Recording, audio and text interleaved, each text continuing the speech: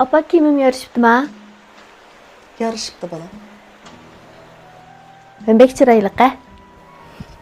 Siz bek çıraylık kızım. Yıl odaşlarımın gözünü toz ot çıkırıvertmesem.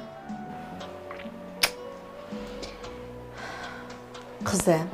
Hı? Meyak kilana. Ha makul.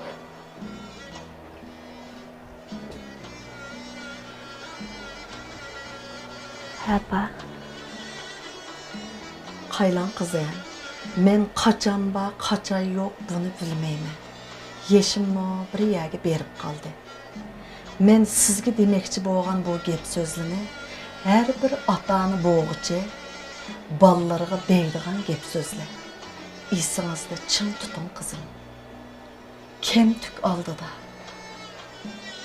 Eğnek qaylamayınız. Nemi yesek, nemi keysek, nege basak, köz kınmayımız balam.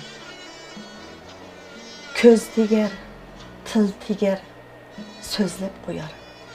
Yürükü ağırar, dili sunar, boynu kısılar. Gepimni düşendiniz mi kızım? Düşündüm apa. Bak, bardığa yerinizge berip, burura kaytıp gelim cima balam. Men Makul.